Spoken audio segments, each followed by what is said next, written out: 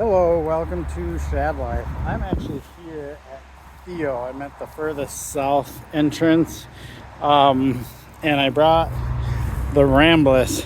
What's kind of cool is I actually rode the bike here. It's about 5.5 miles. It's pretty hot out, like close to 80 degrees, and I barely broke a sweat. So, is this cheating? Absolutely 100% cheating. I don't feel like I got hardly any of a workout. I'm sure I got some, but nothing like when I'm riding a regular bike and if I'm trying to get somewhere fast. But we're gonna take this off-road for the first time on Singletrack. Couple of things that I know are probably going to be an issue is because these tires are not tubeless compatible.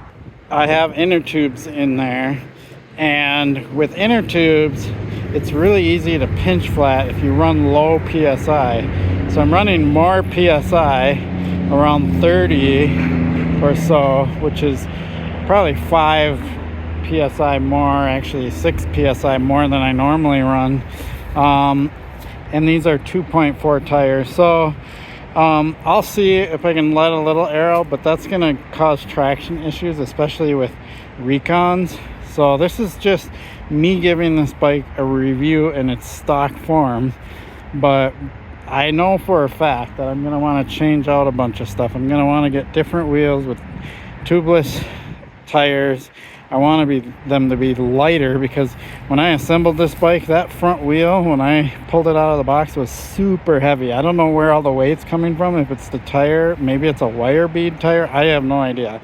But I want to I have a mullet wheel set, so I want to try my mullet setup on here with a 29 front, 27.5 rear with 2.6 tires, and change out some things, make the bike lighter. Definitely make the wheels lighter, because I can actually feel the bike not wanting to change direction, because if you have really heavy wheels, they have this gyro effect and they want to stay straight and upright. But if you have a lighter wheel, it's more maneuverable. So yeah, I talk about tires and wheels and weight and stuff all the time, and there's a reason for it, because it's probably the one part of your bike that's the most important. So yeah, I'm gonna take it on the trail. I'll try the different modes. We'll do some climbing, see how the climbing is, and so on. I know the geometry is pretty good on this bike. It does have a pretty long rear end. It's actually 465, which is pretty long from what I'm used to. So I don't know how that's going to affect riding the trails, but I have noticed that e-bikes tend to have a longer rear end than non-e-bikes, which there's probably a reason for it, but I don't quite understand what it is. But yeah, let's get on the trails and have some fun. We'll be up here this time.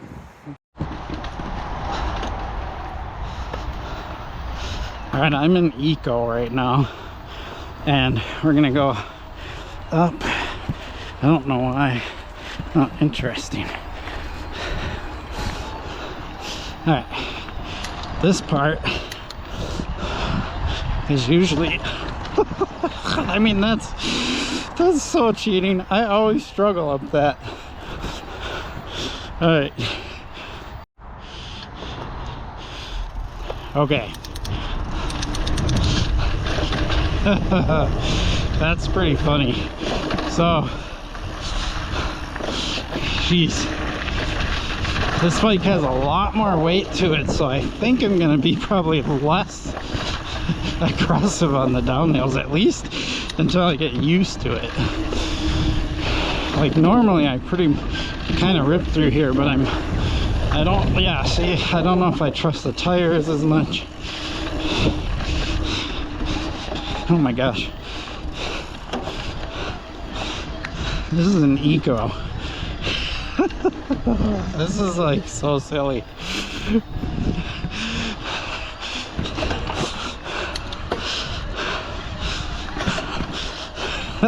I gotta remember it's a hardtail.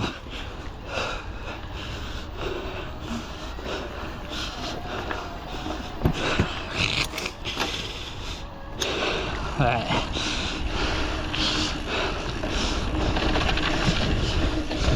Turn the turn. Yeah. I have a feeling once I put better wheels and tires on here, it'll make a world of difference. Now this part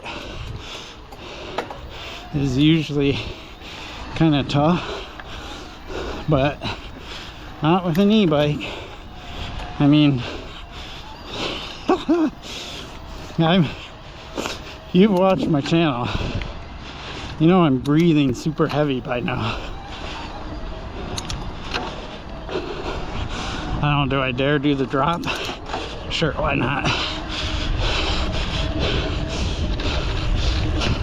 Oh, nope. Oh my gosh. I do not like it for that stuff. It is a heavy bike. I don't know, I just like maybe maybe it's just getting used to the weight. But like here this section is like one I'm usually comfortable just really flying through on my regular bike. But on this bike I'm very nervous. And the feeling I actually do get because of the weight is that, I talk about this before, I become more of a passenger than a pilot. Like I feel like I'm at the mercy of the bike and I don't have full control over what it's gonna do. And that again could have a lot to do with the extremely heavy tires and wheels.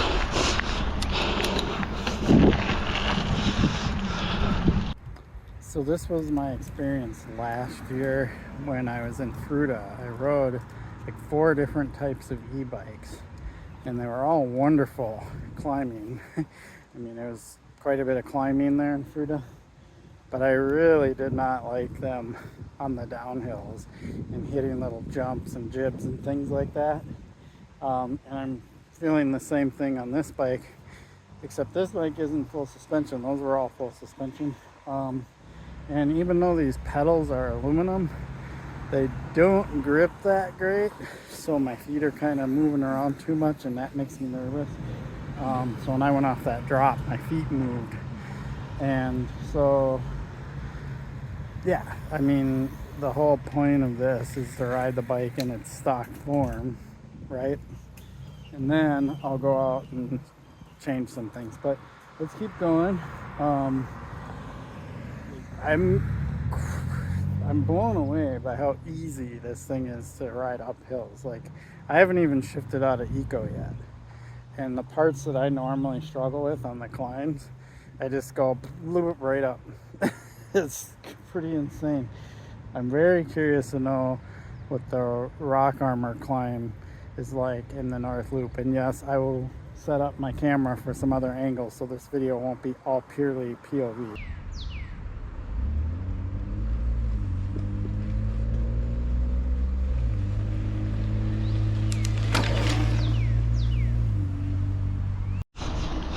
So yeah, just straight up that hill like nothing. Pretty funny.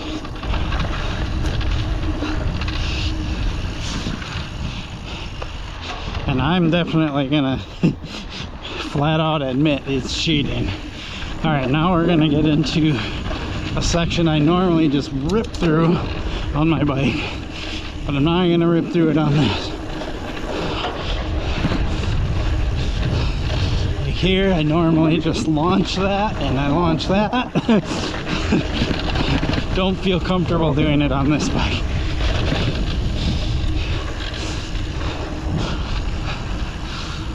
Maybe once I change up its configuration, we'll see. Definitely grippier pedals, lighter wheels. Setting it up as a mullet would give me a little bit slacker head tube angle, because I think this head tube angle is like 66.5 or something like that.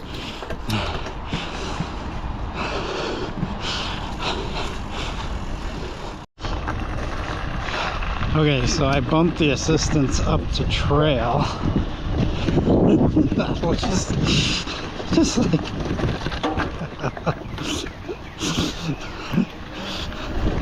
This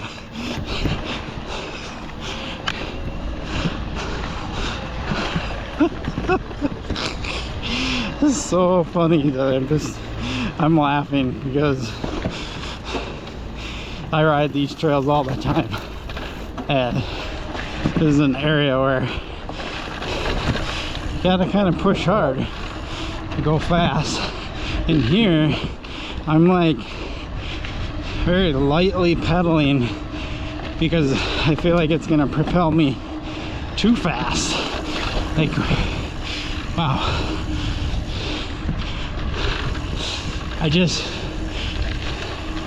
We'll have to see if I can get this bike set up to where I'm comfortable going fast, because I'm like doing 12 miles per hour through here, and I think normally I'm doing like 8. And then you just oh my gosh.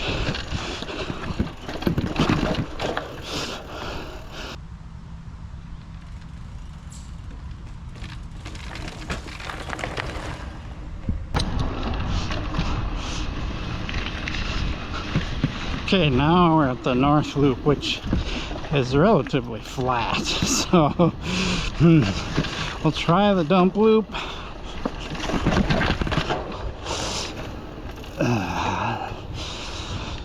And this is more technical riding, so, and I went back to eco because I felt like trail was too much assist. I could see maybe if I was doing a big climb or something, but for most of this I just felt like it was making me go faster than I wanted to go. Yeah, there we go. Nice.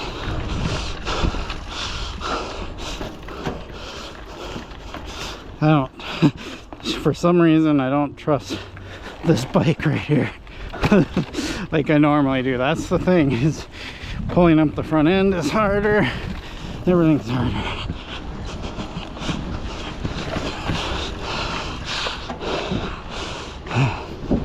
Alright.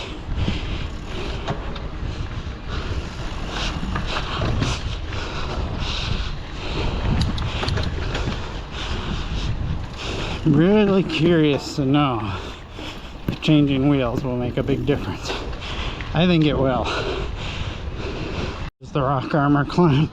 I'm in eco, I'm gonna pop it into trail.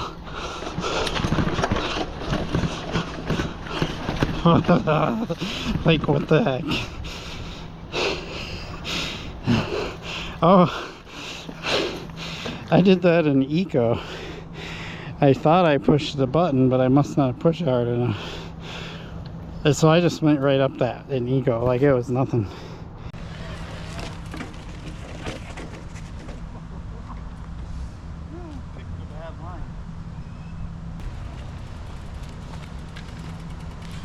This bike is so heavy.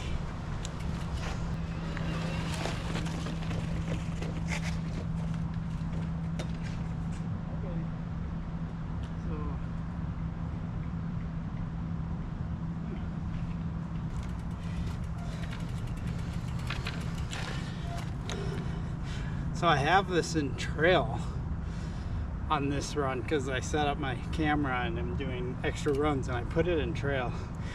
It's too much power. What's happening, my back wheel is spinning out on the rocks. I'm gonna go back to eco because I made it right up in eco mode. Very interesting.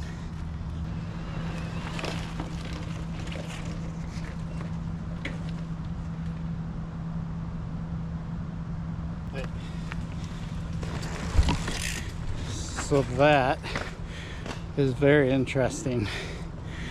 Not gonna ride this. No, you don't want to do it up for the video?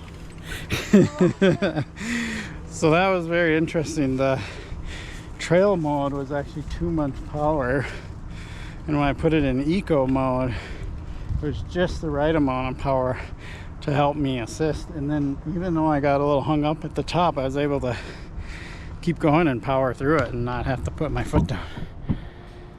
So there is such a thing as too much assist, like especially on something like this where the rocks are slippery.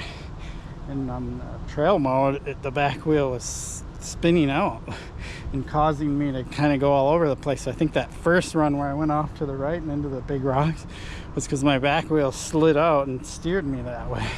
I don't know, I'll have to watch the video to see if that's exactly what happened, but that was a very interesting experiment, I have to say. I have a ton of thoughts going through my head right now.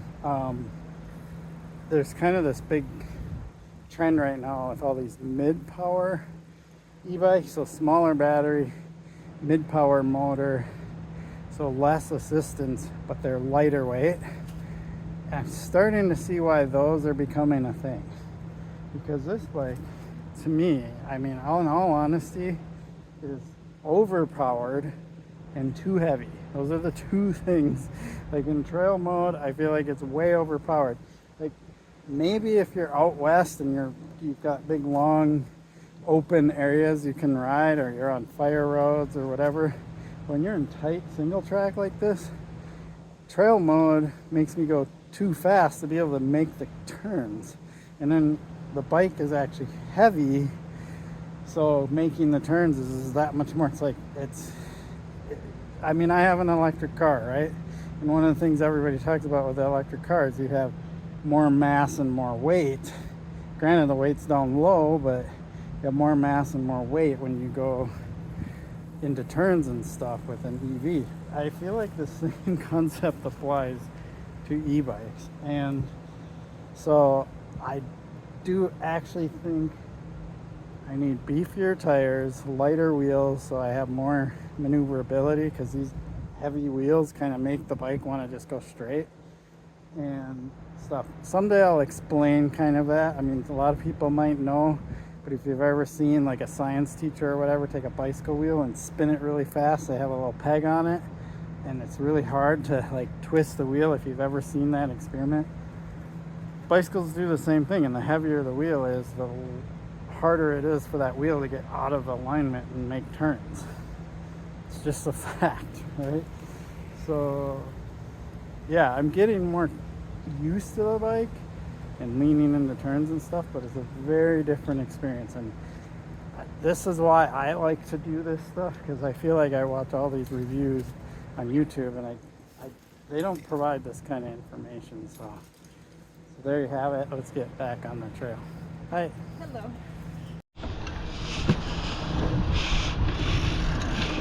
So these are pretty tight turns, and you can only go so fast. Like, I'm not going to be able to do this section any faster on an e-bike. Granted, once I get out of the turns, then I come into here too fast, right? It's a whole different ball game. It's almost like I need to just chill out and not really push it. Thank you. Because like I feel like I have to just be super relaxed and barely pedal. That's very okay. Figuring this out.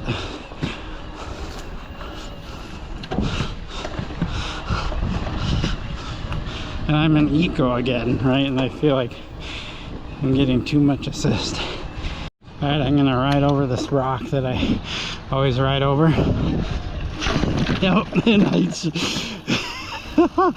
I pedaled, and there was like just this surge of speed I wasn't expecting. My guess is if this all you rode as an e-bike like this, you get used to that and know what to expect. I'm definitely not used to it.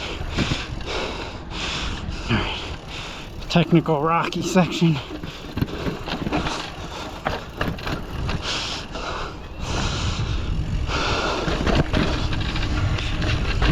This is why I wanted more pressure, because I don't want to pinch flat since this runs tubes. So the wheels that I'm going to put on here are tubeless, and it's a bigger tire, more aggressive tread.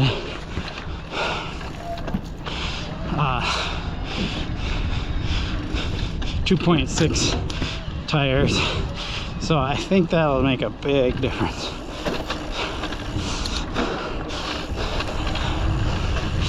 This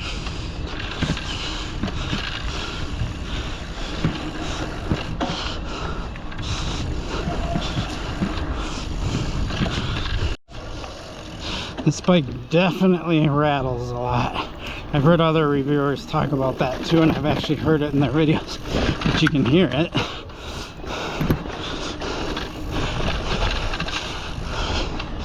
Wow. And I think what a lot of, not a lot, but at least a few of the reviewers that I've heard, the rattling is like this connection between the chainring and the crank, because on e-bikes the chainring isn't mounted to the crank arm, it's mounted to the spindle, and it's freewheeling from the crank arm, because that's how the whole electric motor pit works. Maybe I'll have to try to explain that in another video, but you know, think about it, the only way that you can get more assist is if the electric motor spins the chainring faster than the crankset, right? So they can't be one unit like you would typically see on a bike.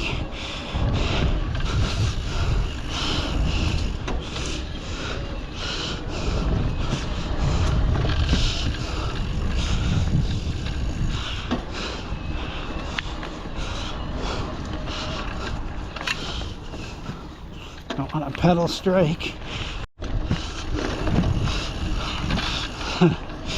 I know it's coming up.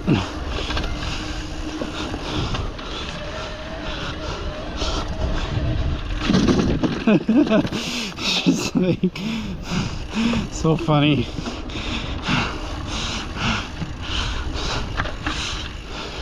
This bike definitely makes me giggle because it's so like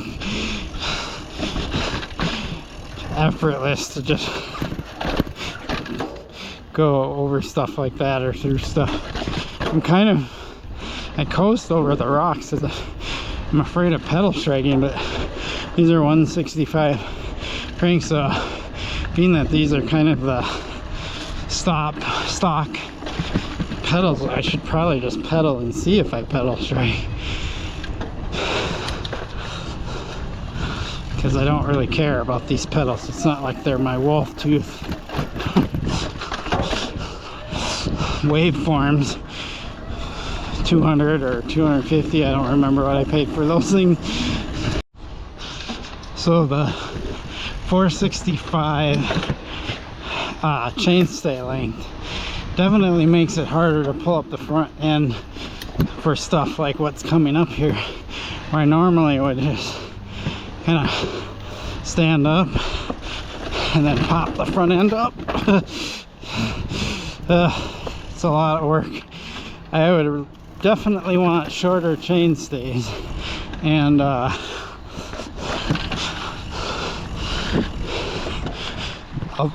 just lighter bike in general. Like, you have the added weight of the bike plus the long chain stays, makes the bike very difficult catching air with it. I mean, the landings are just super harsh. And yeah, I mean, it's, you know, all of this stuff that I'm talking about, it has a lot to do with me personally and what I like a bike to do.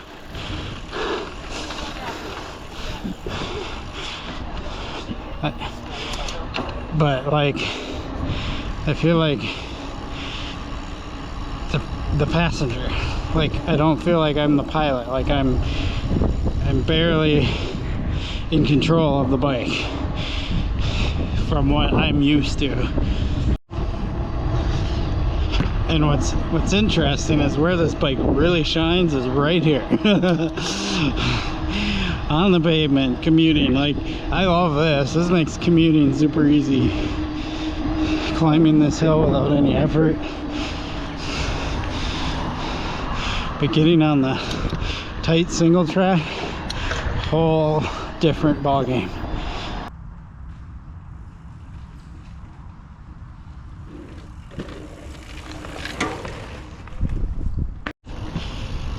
So I'm gonna say this, and I'll probably do a whole video on it, but I'm gonna say it in this video.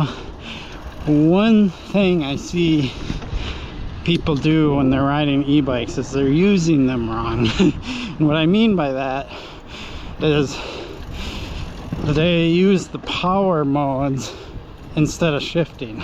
So like, one of the reasons I'm able to stay in eco all the time is because I shift just like I normally would if I was riding a non-e-bike, right?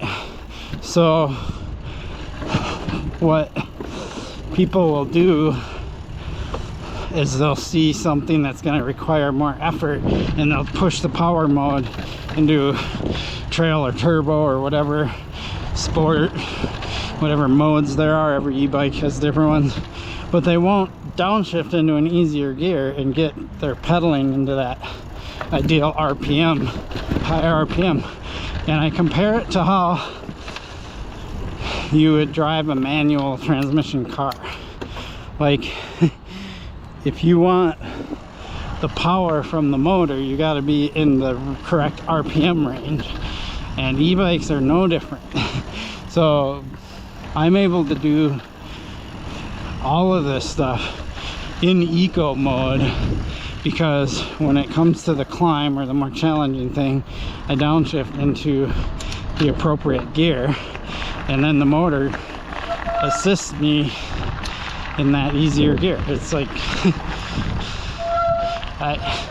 super simple.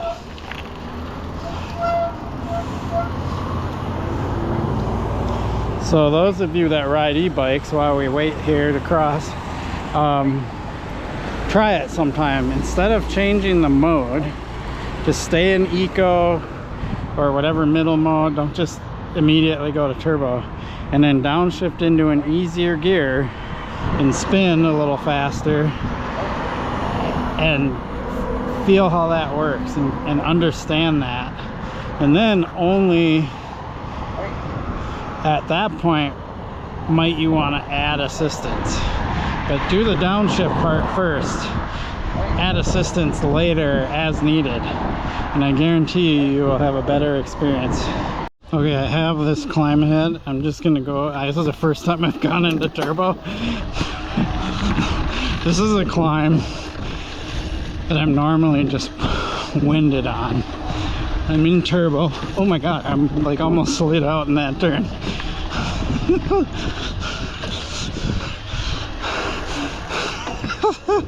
I'm having to use the brakes.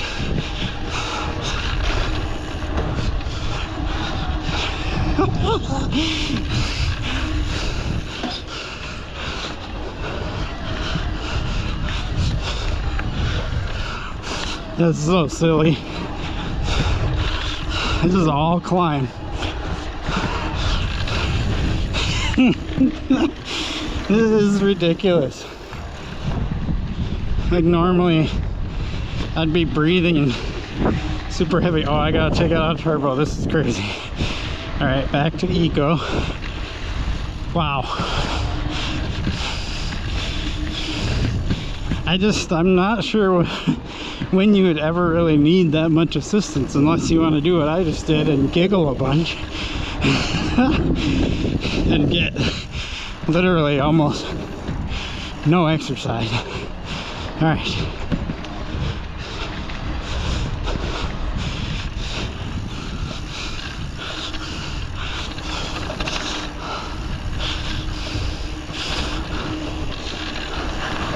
Oh, this bike's heavy.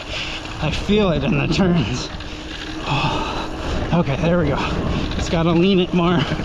There we go. Oh, I actually think if I put better wheels and tires on here, I would get used to this and be able to do it. I'm actually starting to feel it now. It's taken a little while, but now I feel like I'm pushing at the limit of the tires. And I think if I got wider, more aggressive tires, it'd be a lot better.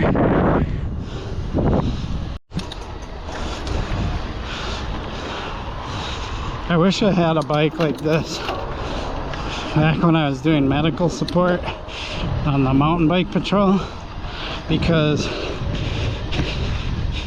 I could get places without totally like wasting myself, and I could probably keep up with the faster groups, and those are the groups that need the assistance more sometimes, because they're like packed in a group and they'll have a bigger crash or incident.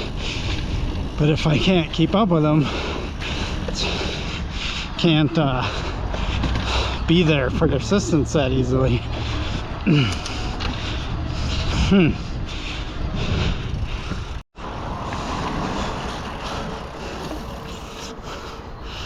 Okay, so this is the big climb for shits and giggles again. I'll go turbo mode. And this is the hill that I'm always working on and being like, oh my gosh, can barely make it up it, breathing super heavy, and here I am just casually talking. That's just ridiculous. Like, I don't know.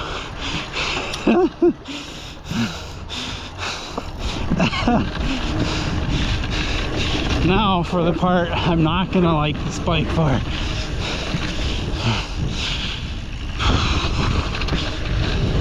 I'm not even gonna try launching some of this.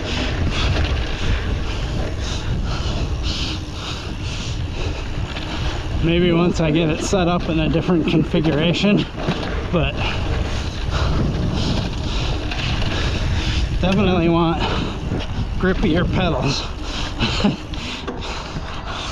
Well, I'm almost done. And again, this is, I'm back to eco.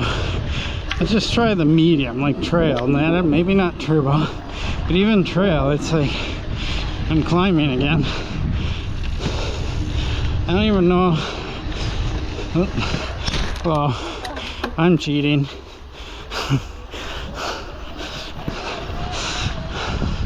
Like, even in trail mode, I feel like it's hard for me to even notice the difference between that and turbo.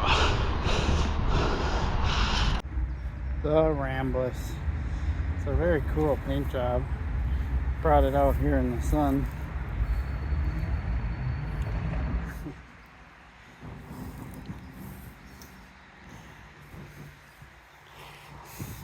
Okay, so my full assessment right here.